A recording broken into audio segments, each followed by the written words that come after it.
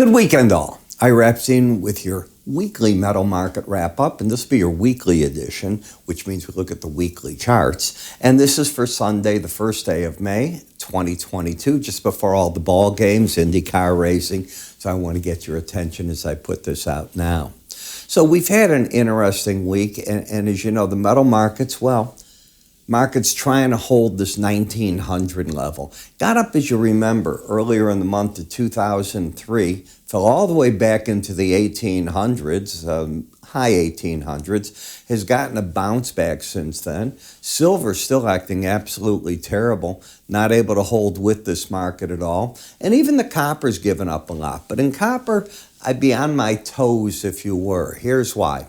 In Shanghai, 6 of the 15 districts there that make up the city have tested now for no COVID increases.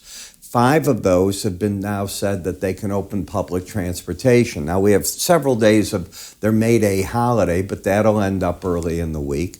Beijing still has issues as they've closed restaurants throughout the city for dining in. They are allowing takeout. Schools have been closed. They're not going to open the public schools for we don't know how long yet. And we have to get more data there to see just how bad the cases are spreading. But when this all comes to an end, there's going to be demand, be it on copper, platinum, palladium, because you've got to make up the goods that haven't been made. I, for 1 minute, don't believe the Chinese government when they say, oh, for everything for Apple, we've got our factories going. Sure you do. That's why Apple's saying that they're concerned about an $8 billion loss in sales. When we look at the gold market on a monthly chart, you got up to the upper Bollinger Band. I cannot stress this enough, that you have to understand how to work with Bollinger Bands. They are an algorithm designed to keep the market trading within them 95% of the time. Now, when they eventually narrow in, because this is what you call not narrowed in, they started very narrow, then they broke out, they'll narrow in again as the market adjusts to whatever the new trading range is, and then it decides, should the market move out to another level to the upside, or is the market now peaking itself out and it should pull back? That's part of the concept of what they do. When we look at the weekly chart of closes, while the market is pulling back, you're still over that 18-week average, which comes in at 1889. When we go to the weekly charts, while the market failed way up there, as you can see, and recently failed right up here, and this is the weekly chart, not the daily charts, remember that. We now have a pattern of what? Nothing. You have a higher high, a lower low. That is not a pattern that is called a trend. A downtrend would be made up of lower highs, lower lows. You don't have that. What the market has done is it's fallen back into key support at the 18-week average. Right under it's another level of support at the 100. I have my doubts that it's going to try to get there, but we'll see if I'm wrong on that. Where the market did peak out is trying to stay over that upper Bollinger Band. You only do it for brief periods of time. As I said, 95% of the time, the market will keep the market within these bands. So you've got to learn how to work with them. And momentum, momentum had been overbought at the beginning of March. It worked itself down. It's no longer there. You have momentum still pointing down, but the bias substance are over the 18-week average. This is a difficult chart. I don't see anything to do off of that.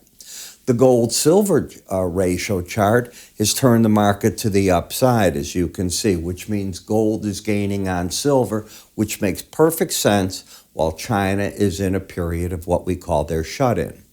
In the silver market, you went to what number? You went right up to the upper Bollinger Bands. You did it here and you fell back. Learn how to work with these Bollinger Bands. While everybody's getting bullish, you'd be going, no, I think I got to cut my position down. And that's what traders learn how to do with this. In the copper market, it was the same thing back here. Now you're coming down. Yeah, you get back here, I think the shorts will cover with both hands. Both hands, should you get down into the 426 and a quarter area.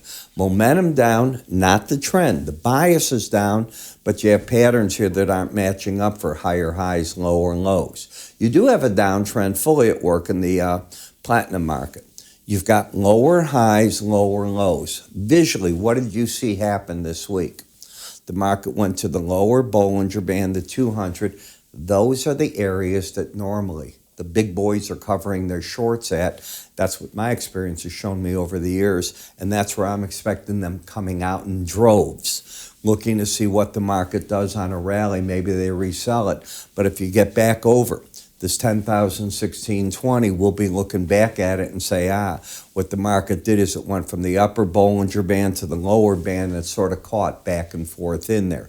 In other words, the play to the downside, high probability, it's not going a lot farther.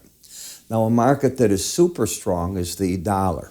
If you go back and you count how often you stay over an upper or lower Bollinger Band in a row, sequences in a row, 5's typically it. You're at 6. So this tells me that when we get breaks, and we will get breaks, when the breaks step in, they're going to be shallower than you think, because you've got so many people caught that are just saying, I can't keep going higher, or can't keep going higher.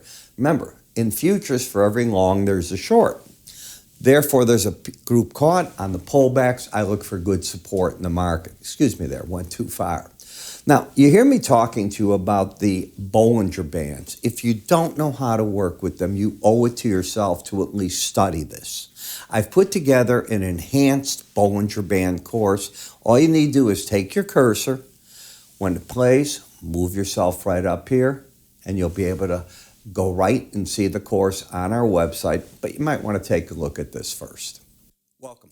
I'm Ira Epstein, and I'm here to talk about my enhanced Bollinger Band course. Now, many of you have taken my regular charting course, and if not, you might think you know something about Bollinger Bands. As you know, Bollinger Bands are an algorithm designed to keep the market trading within it 95% of the time, and on a chart, it will offer on the top part resistance, on the bottom support, and the idea is the market will travel within them.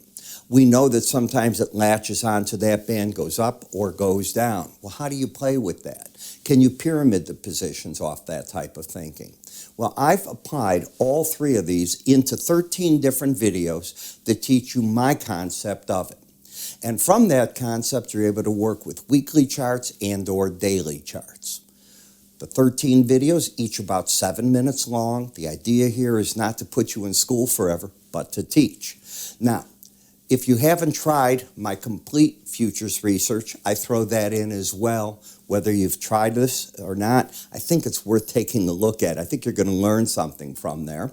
That research, by the way, covers twice daily market updates for you and access to what I call window envelope numbers, which I think are very important when looking at these Bollinger Bands. The next part is a trial to our charting software so you can make your charts look the same way that mine do. It's that simple. Where do you go with it and how do you get all this? It's simple. You go to our website, www.iraepstein.com. If you go to the word education, everything you need is answered there. You can also call my staff. They'll be happy to help you get set up. I'm Ira Epstein, on the road to your education.